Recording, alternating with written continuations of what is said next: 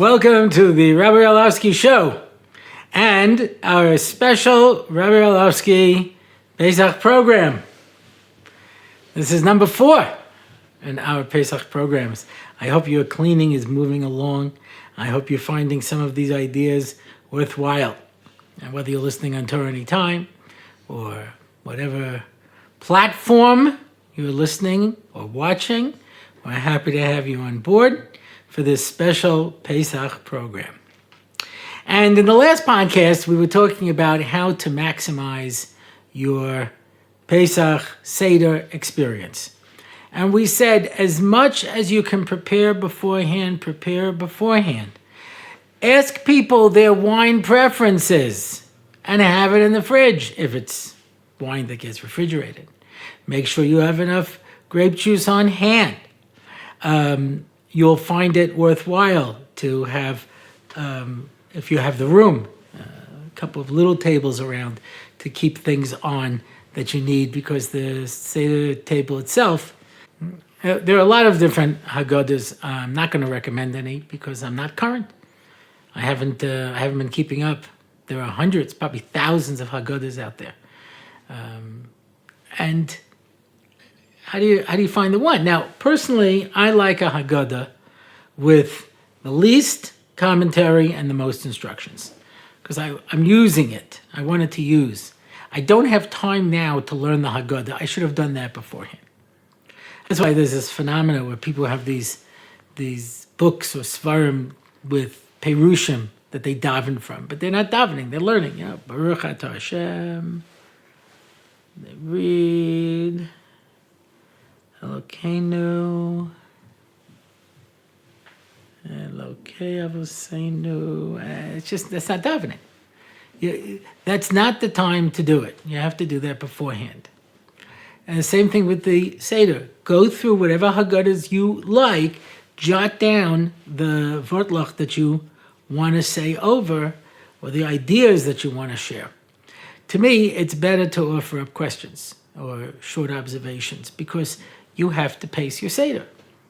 You can't spend 20 minutes on halach ma'anya, ki halach ma'anya, or everybody's sitting in Bnei Brak with the Seder, Rabbi Akiva, and retired for that. You can't do that.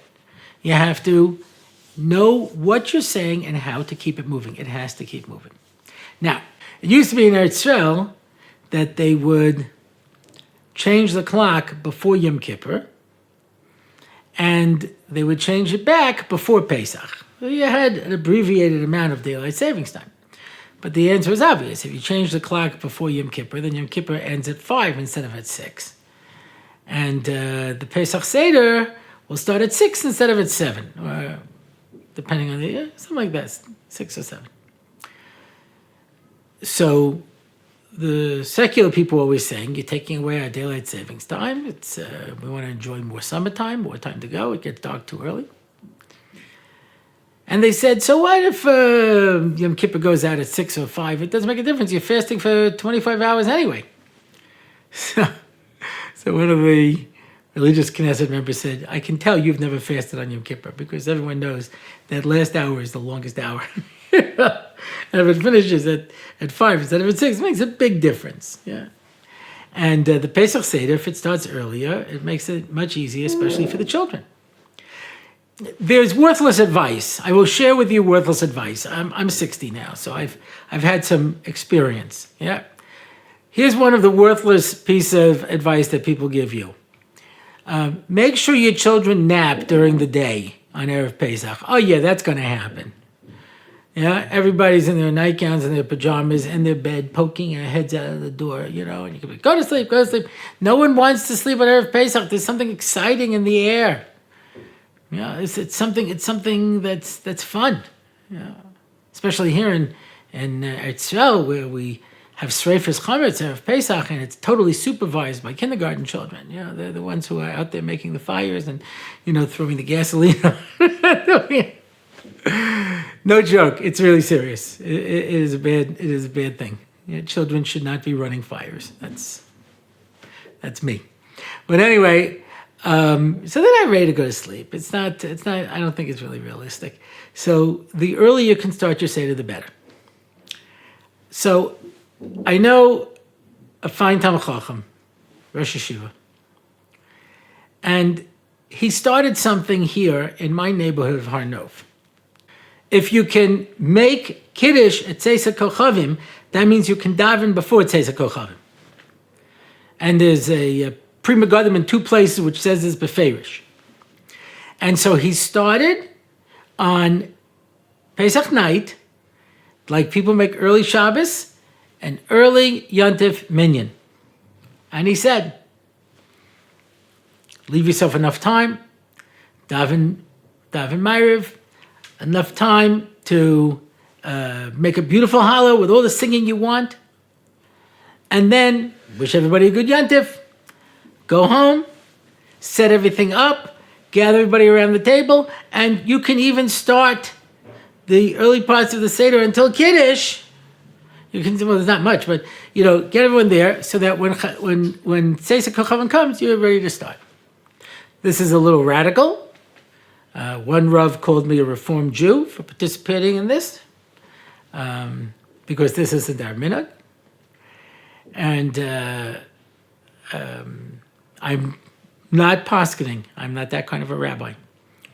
There's three types of smicha. There's Rav Manig, where you can call yourself rabbi. There's Yora, where you study the laws of kashrus. And there's Yodin, where you study the laws of Choshen Mishpat, of monetary laws, etc. I studied Yeridea. I know the laws of kashrus pretty well. So sometimes people bring me their tefillin and say, is this kosher? And I say, I don't know. Drop it in a pot of chicken soup and I'll tell you what to do. I'm not that kind of a rabbi. So I'm not poskening. But this fellow showed me his rayas, discussed it with me, and we coordinate with the people coming to the Seder, and we daven, or we do this. I'm not saying you should or you shouldn't. But you understand, I cannot begin to tell you how this changes the nature of the Pesach Seder. For me, I can tell you. My family feels the same way. And I know the minyan keeps growing every year. There's more and more people. I have some very chashuv people who come to this, very important people. I don't want to mention their names again because I don't know if they want to publicize. But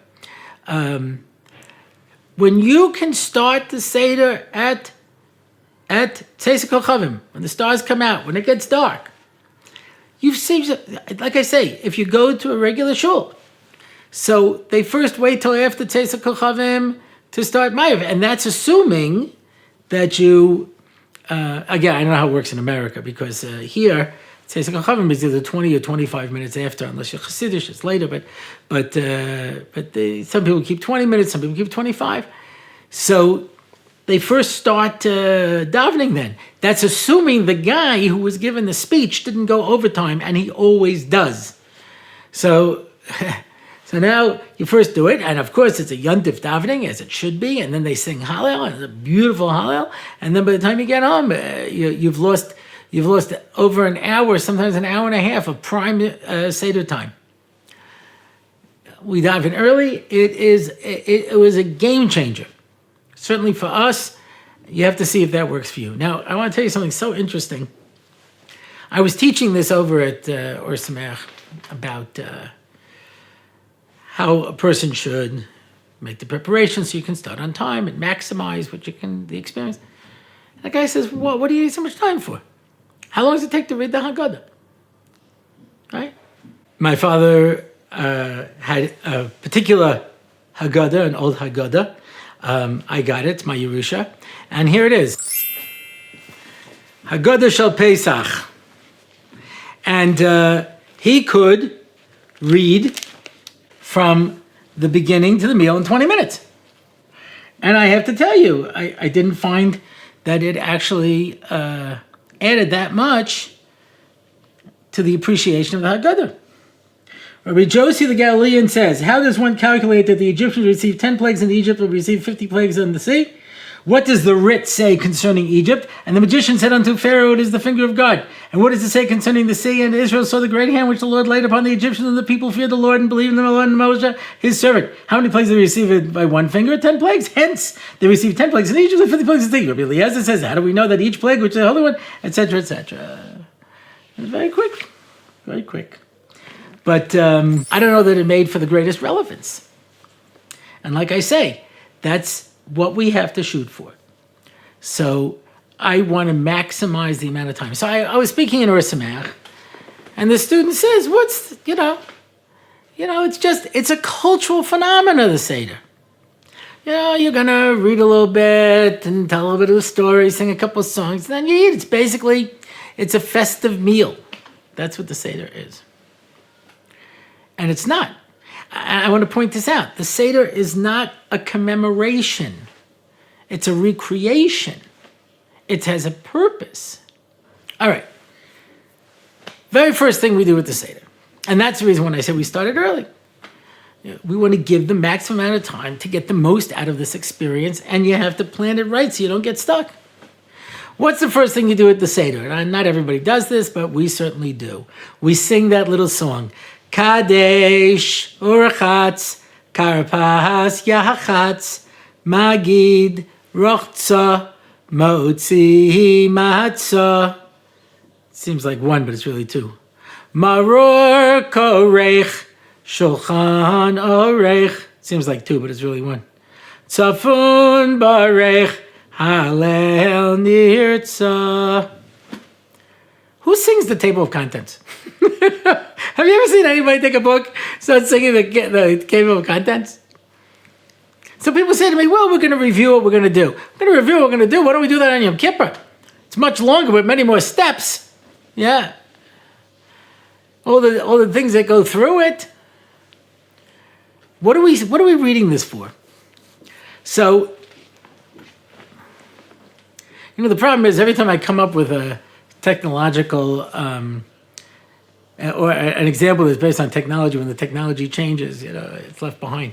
So there was a time when there was no Waze, W-A-Z-E, which of course is this nifty program that everybody has in their phone now, and they plug in how to get to wherever it is they're going to go, and Waze tells them exactly how to go.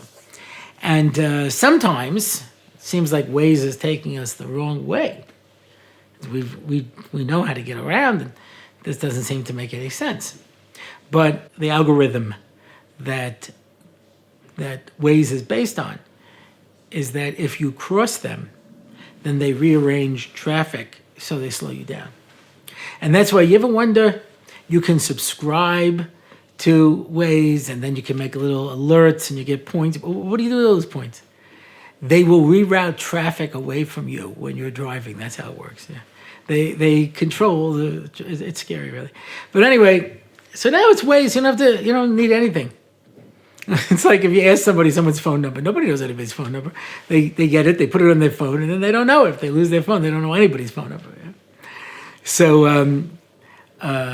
So before there was Waze, so there was a GPS. It was like Waze, only it didn't control the actual traffic. It just told you how to get there. Yeah. Before that, there was you could go to Google, and you would put in your starting point and your ending point, and it would print you out a list of directions. Sometimes it was a little ridiculous. Step 1, pull out of your driveway. Step 2, go down the street. Step 3, make it right. Yeah. These are available in all languages, by the way. You can get these GPS that speak in Hebrew too, but it's different. It's different, because sometimes I know the Waze is telling me the wrong thing, or the GPS is telling me the wrong thing, and I turn down a different street and it goes recalculating. Yeah. The Hebrew one is different.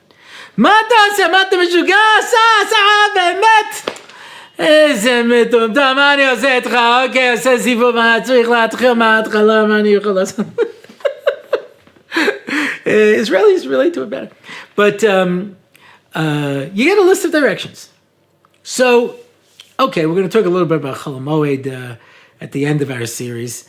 But I don't know if it still happens, but when I was in America, so it was required by law that every religious family on Chol Hamoed, regardless of the weather, and if you lived anywhere in the tri-state area, had to go to Great Adventures in Six Flags in New Jersey.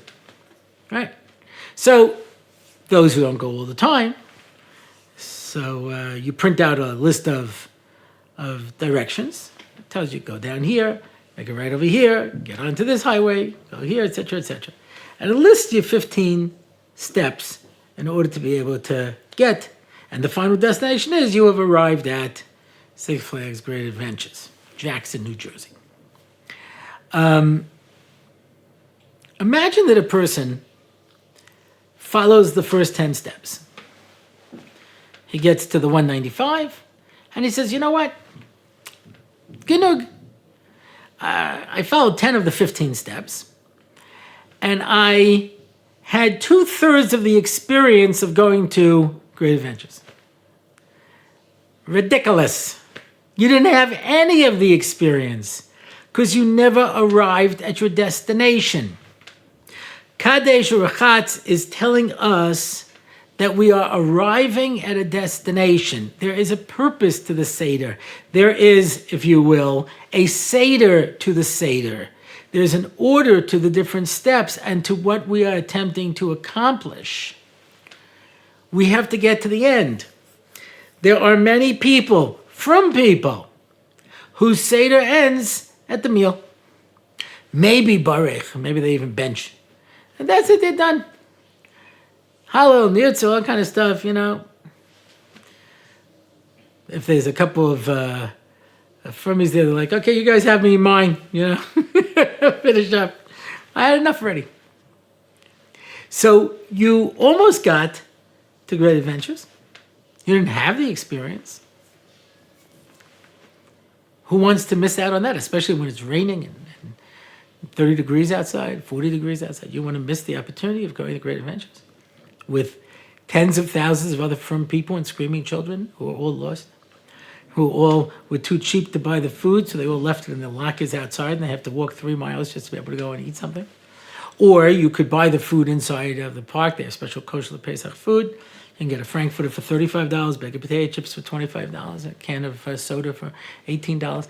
So, who wants to miss out on that experience? And then you get to wait on long lines to be able to get into a machine that will strap you in and hurl you upside down, backwards in the dark, 100 miles an hour, if that's the idea of a good time.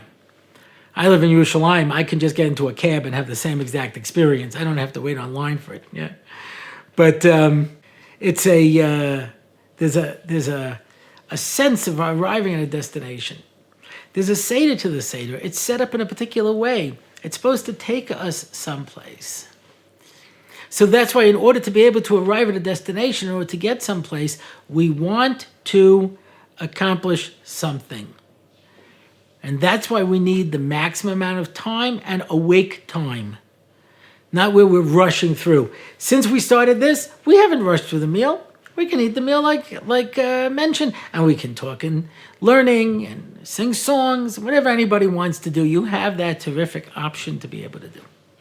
So like I say, I'm not here to paskin for anybody, but if you have a halachic authority and you can find that this might be a good option, it's something that you should perhaps consider. Okay, so we want to leave ourselves maximum time. We want to try to be able to capture as much of this as we possibly can. You saw when I counted, there were 15 steps. 15 steps leading up to the Beis HaMikdash. Coincidence? I think not. 15 Shi'amolis. The reason of 15 is because it's gematria, the numerical value of the name of God, Ka.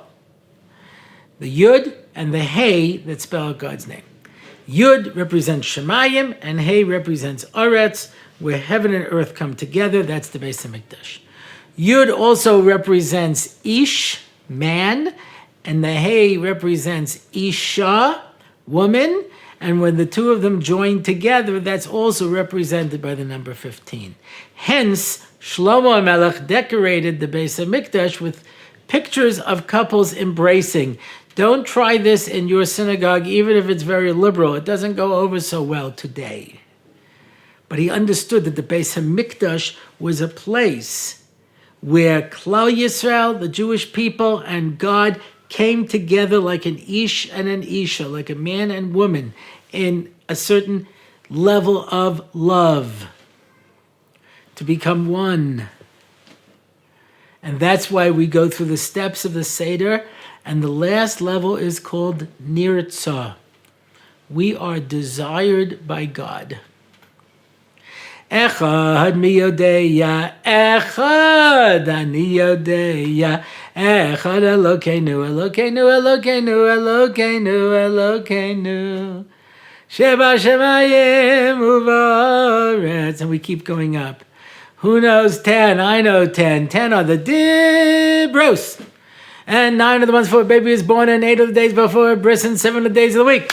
And 6 are the books of the Mishnah, and 5 are the books of the Torah, and 4 are the Mamas, and 3 are the Papas, and 2 are the Luchas that Moshe brought in. One is Hashem, one is Hashem, one is Hashem in the heavens and the earth. And we keep going until we reach number 13.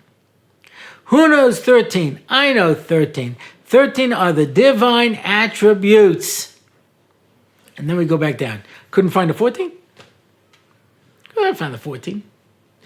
The Ornet, which is the publication that's put out on a weekly basis by Or Sameach, once did this, where they said, okay, who knows 14? And people suggested 14s and 15s and 16s. You could go if you wanted to. We stop at 13. It says with Moshe Shapiro, this is how we end the Seder, because 13 is the numerical value of Echad, of one. And it's also the numerical value of Ahava, of love, because that's how we end the Seder. We've gone through our steps, the 15 steps going up to the Beis HaMikdash, to come to that place where there is Ahava and Echad, where we become one with HaKadosh Baruch Hu. That is what we do at the Seder night. And so there's a minhag, you find it printed in many Haggaddas at the end to say Shir Shir. What is Shir Shir? Kohama, Kohama Hashem, Zachati lach chesed neurayich, Ahavas klulas hayich, Lechtech acharai b'hamidbar, B'eretz lo zarua. Thank you very much. How you followed me into the desert like a kala. That love that Klal Yisrael had, that's what Pesach is. That is Shir Shirim, the love between a husband and his wife. Yeah, the love between Klal Yisrael and the Jewish people. That is the Pesach Seder. It ends with Nirtzah. That is the goal. That's what we're trying to achieve. To achieve that love, to feel that closeness to HaKadosh Baruch Hu. Tremendous power. Tremendous power that we have on the Pesach night. It's chesed. The next night we start counting Sfiras Aimer. And they have different levels, Sfiras levels. First one is chesed sheba chesed. Pesach starts off, it's the ultimate expression of chesed. Our chesed nu rayich, the chesed of God, the kindness of God, how he took us out of Egypt. And that's what we're encapsulating at the Pesach Seder. And if we miss this, we miss the destination. We got to some rest stop in New Jersey. Not that that doesn't have its own individual charms. Yeah. You can buy a little glass that says New Jersey on it and stuff. But that's, of course, not taking us to our goal. And the Seder is a Seder. It's supposed to be taking us someplace. And in my house, Nirtzah is always an occasion. And in fact, in past years, when our kids' friends, as they would finish their Seders, or other people, they finish their Seders. Now we finish a little earlier because we start right on time. But as their Seders would end, they would all come to our house so that they could be there for Nirtzah. And we give out parts. So, Haggada and Echad Miyodeya, so that, you have to keep it coordinated. Yeah. 4 other mamas, and 3 other papas, and 2 other... You got to keep it moving. I want people to forget their parts. Yeah. Very chashuv. My mother, she used to... They used to go to the Seder when, they said, oh, listen, she stays for like Manish Tana, and then she can't take it anymore. She's too weak. She goes back to her room. Yeah. When she would come to Seder with us, she was there till the end. And her last Seder, we finally gave her a part in the Hagadda. She had the ox. Yeah. Also to my mother had her part. Moo. Everyone has sounds they get to do. It's very, very chashuv. Anyway, in fact, I haven't done any clips from my 60th birthday in a while, but we have at the end the Malach HaMavos comes, so here's a little clip for you just to see that. Rabbi Orlofsky, I came for you, but no one let me take you. Everybody still needs you. Keep lighting up the world. But in 60 years, I'm gonna get you. And that's it. We are going to spend time preparing for this Seder to make sure that we are maximizing this experience. You have to think, how can I make this enjoyable, fun, relevant, a experiential time that relives, that recreates. We don't say it at the beginning, but at the end, and we make the whole bracha that Kadosh Baruch Hu took us out of Egypt. That's only at the end of the Seder, because if your Seder was effective, then it will take you out of Egypt. Okay, that's it for this time. If you'd like to find out more about this podcast, please go to RabbiOrlofsky.com/podcast. If you would like to make a comment or say anything or find out about this particular podcast, RabbiOrlofsky.com/podcast/29. If you want to find out about upcoming events, RabbiOrlofsky.com/events. If you want to contact Rabbi Orlofsky, so it's RabbiOrlofsky.com/contact. And if you would like to sponsor an episode, please go to RabbiOrlofsky.com/podcast and click on sponsor an episode. I'm Rabbi Orlofsky. This is the Rabbi Orlofsky Show.